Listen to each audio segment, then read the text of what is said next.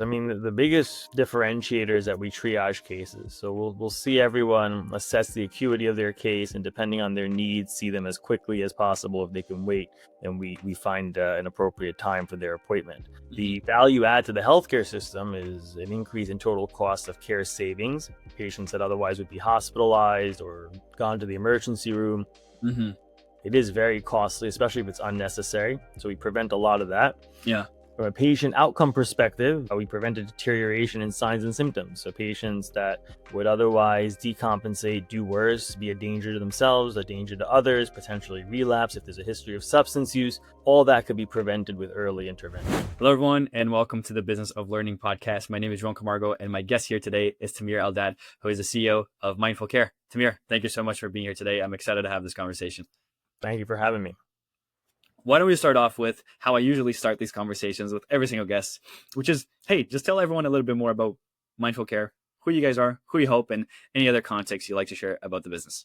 Yeah, absolutely. So a little bit about me. I'm an addiction psychiatrist by training. After medical school residency and fellowship, found that access to care for patients was an issue. I was a researcher for a very long time, saw that patients were doing worse, waiting for appointments, ended up leaving research, going to business school with the hopes of coming up with a solution that would disrupt the mental health crisis. And that's where we came up with the first ever mental health urgent care platform, which is Mindful Care. We opened our first location here in New York 6 years ago. Now we've scaled to 10 locations across New York, New Jersey, Connecticut, Michigan, Illinois, and Florida, soon to be Wisconsin. So growing rapidly, offering same-day, next-day mental health services, including medication management, individual therapy, group therapy, and substance use counseling. That's awesome that you share that, because I think so many different companies that I've spoken with before don't have that same day approach, which is, I think, something that makes you guys a little bit different from everyone that I've spoken with, but also many other people within the same industry. Usually there's always this talk about, hey, making sure that the insurance is in the right place and all these different things that allow I could call it the services to actually happen. How are you guys able to actually have that same day, and what have you seen are the benefits of being able to have such speed when dealing with a lot of your clients? Yes, I mean, the biggest differentiator is that we triage cases. So we'll see everyone, assess the acuity of their case, and depending on their needs, see them as quickly as possible. If they can wait, then we find an appropriate time for their appointment. The value add to the healthcare system is an increase in total cost of care savings. Patients that otherwise would be hospitalized or gone to the emergency room. Mm-hmm. It is very costly, especially if it's unnecessary. So we prevent a lot of that. Yeah.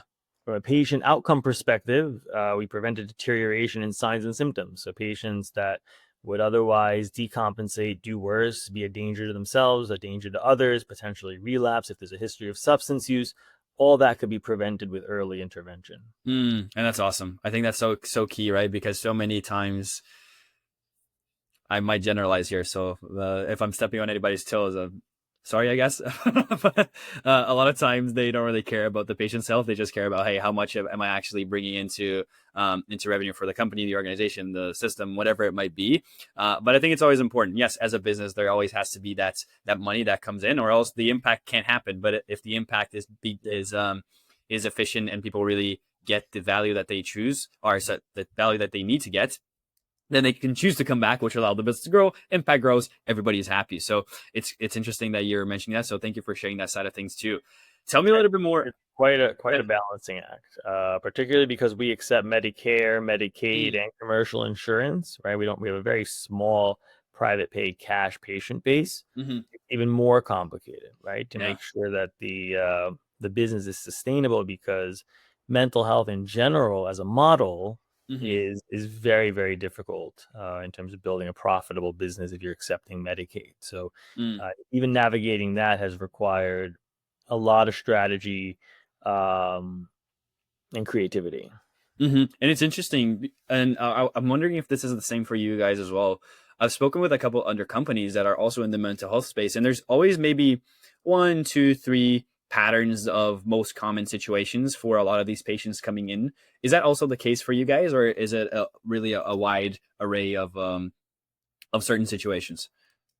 Um, I would say the diagnoses are pretty. Our top five diagnoses are tend to be um, common. I mean, we match with national statistics of common diagnoses in terms of treating Hmm. depression, anxiety, Hmm. bipolar, substance use disorders, ADHD, OCD. Hmm. Um, so those profiles are pretty consistent with national Hmm. averages.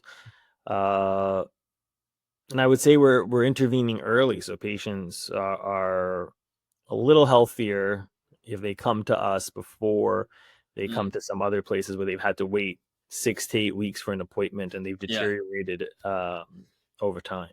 Uh-huh. What's the usual reaction from patients when they find out they can get like help just like that as opposed to waiting weeks? Yeah, very surprised, very very surprised, suspicious probably, skeptical, right? Yeah. Um, but it's because they've been conditioned to know that mental health is not a priority. Mm. You're going to wait weeks, no one's available. So we're really trying to break that stigma, and we've been Hmm. doing it the last 6 years, and it's coming along. Hmm. That's interesting. And talking about stigma, this is something that just came to mind as well. I think in a very generalized sense, just as I did before here in our conversation, I think women can tend to be a little bit more lenient on, hey, I really need to take care of my mental health, as opposed to us men can sometimes be a little bit more stingy about it. Have you been finding that there's been a sort of shift into a lot more men understanding some of the needs that they might have in there as well, or has that still not been the case for what you guys are seeing? So there's a mild improvement in terms of men mental health and awareness. We do a huge campaign around Mental Health Month to increase awareness for men, particularly a lot of men deal with diagnoses differently. Some men and some diagnoses, the prevalence is equal in men and women versus being predominantly in women. So we try to educate. Um, I would say there's a long way to go, Mm, but if you compare to where we were 10 years ago, 20 years ago, we've come a long way. yeah, yeah, But still, I wouldn't say that men come forward as quickly yeah. as women. What do you think stops us from taking that step sometimes? Is it the usual general things that we always think of? Hey, we are suck it up and all these things. Is that what usually what comes to mind, or is there anything else? I think socially, there's a lot of conditioning that happened. Culturally, we're actually the U.S. is better off than in other countries in the Mm, world where it's even more taboo to discuss mental health among both men and women and all genders. It's we're relatively progressive mm, compared to some countries, but still there's culturally a lot more to work on. But mm, I think it's a learned behavior that mm, speaking about mental illness, being tough, being resilient, the standards are different, and there's still kind of unspoken gender roles when it comes to how you handle emotions, mm. sensitivity, things like that. Mm-hmm, mm-hmm. Do you find that even the after phase from getting the attention that they need, be it men or women, there's also a speed difference in how they start to better themselves and have that different perspective in what they're going through, how to deal with it, all these things, or is that also similar once they start going through the procedures? In terms of their recovery, is the recovery different for? Yeah, exactly. Just from any whatever you would consider an improvement, that speed to start improving and seeing that progression. Yeah, I mean, from my experience, I feel like it's very diagnosis specific. Mm, Some diagnoses, less gender and more the diagnosis. uh, Some diagnoses are very refractory. Eating disorders, for example, mm, OCD, really difficult. You push into like super therapeutic doses to increase serotonin levels, and sometimes it can't even move the needle. mm, Um, Mild depression, anxiety, people bounce back quickly. mhm, So I think more the diagnosis predicts prognosis versus gender. that's an I, interesting. I've had I've had men bounce back quickly. I've had men not bounce back quickly. Yeah. It's so multifaceted. Mm-hmm, You know, mm-hmm, if you have like a military history and mm, strong PTSD component, it's very different than if you've had a pretty benign past psych history. So mm. Yeah. there's a lot that goes into like predicting your prognosis. Yeah, that's interesting. And it makes sense now, like you're explaining it that way. But I think I might have mentioned to you I have a bachelor's in kinesiology as well. Mm. More so on the physical side of things. I've always been Physical extremely therapy and curious. Sorry. Mhm. Yeah, like physical therapy and exercise. Yeah, exactly. And it's so interesting to me that even though a lot of times, as you said, the diagnosis can be sometimes the same, there's also different degrees of that same diagnosis. So different patients can take different times to actually adapt, recover, and all these things. So it's interesting that it translates to every single field. Not, I mean, like, duh, now it makes sense, but hearing it, it's Also, actually exposure to triggers is exactly. it matters. If you live in a very triggering environment Yeah. that constantly reinforces your mental illness, it's very different. All the medication in the world and all the therapy in the world, it slows you down versus if you were in an environment where you didn't have that.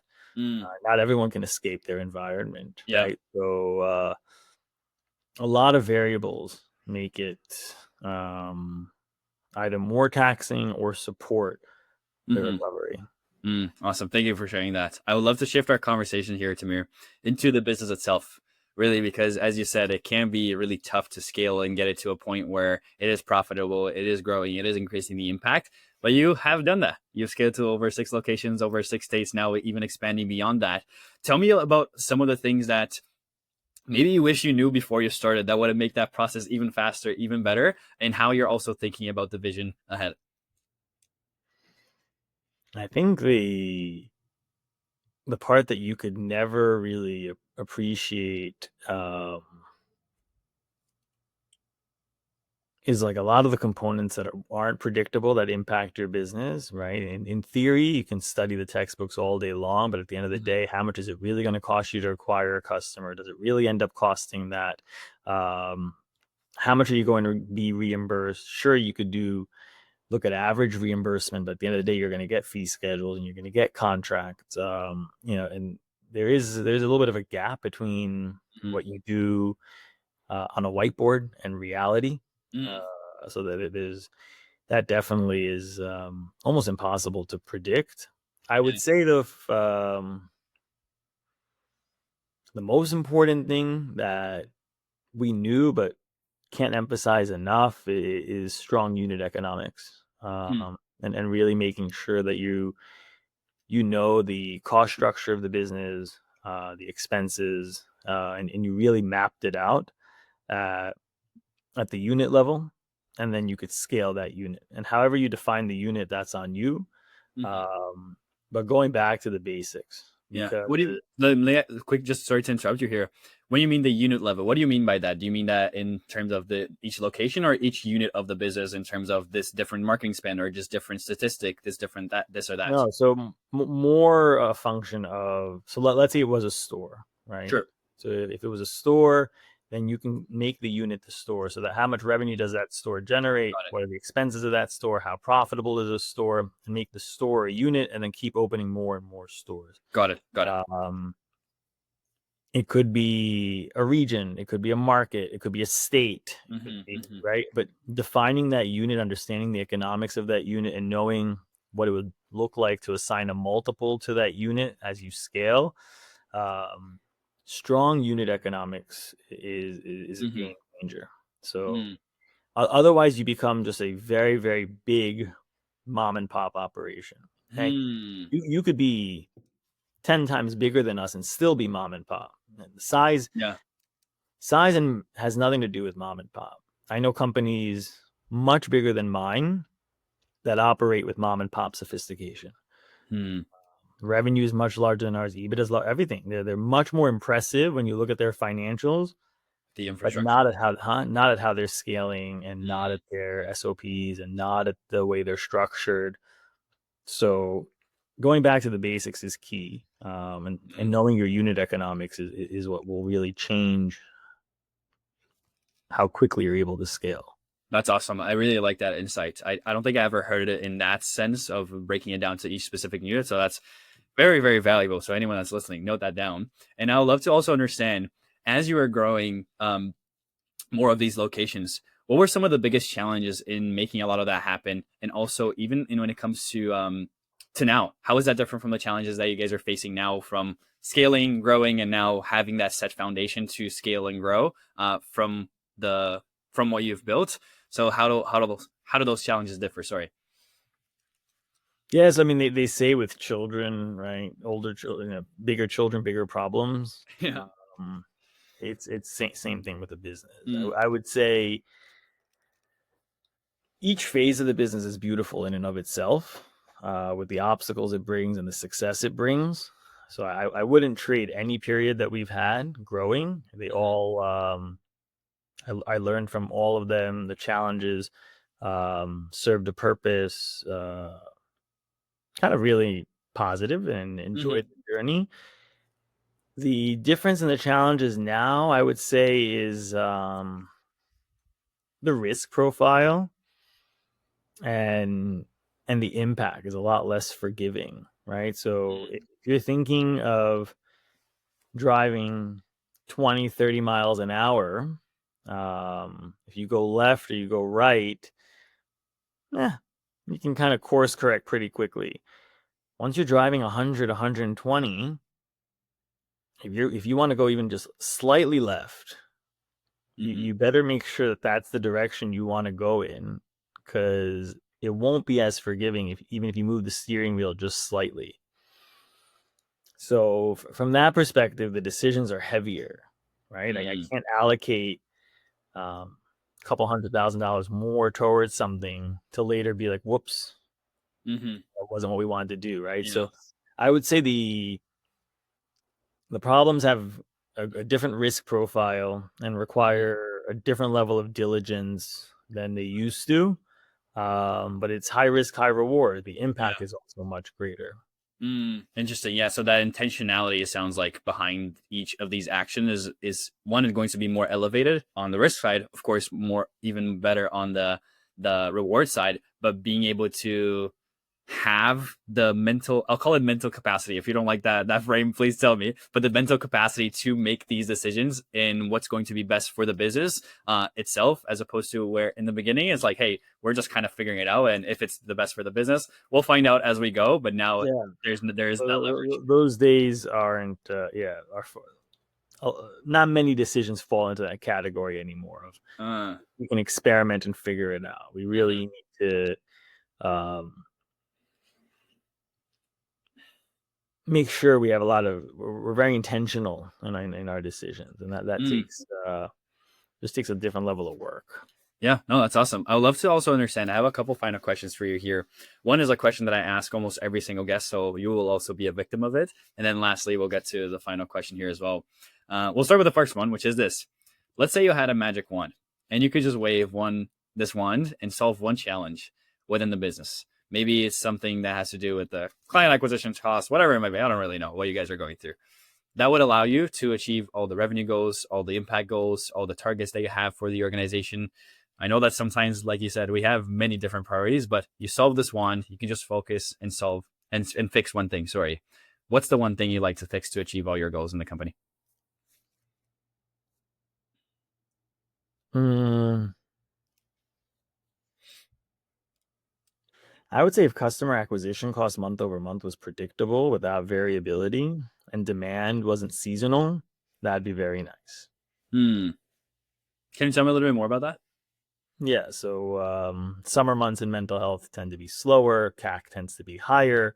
There is, you have to build the business around the seasonality of demand. Mm, Um, if it was predictable and consistent, which it isn't in our industry, but if it was, mm. it'd be pretty nice. Check. Give me the paper right now. Yeah, for sure, Uh, for sure. that's- We're getting X number of patients a month, and it's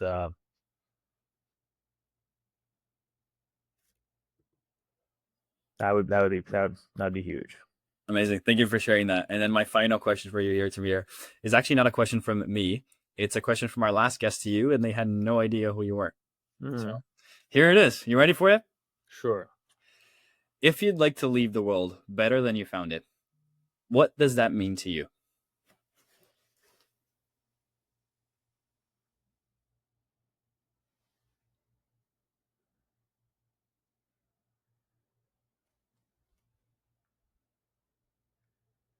Mm,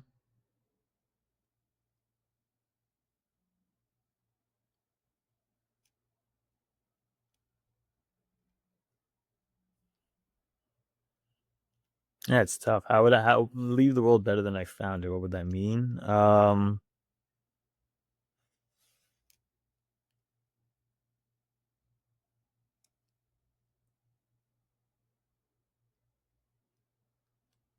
It's a deep one. I mean, this is so many, so many things you would want. I feel like Miss America. You know, I'd get everyone a puppy. No, I would.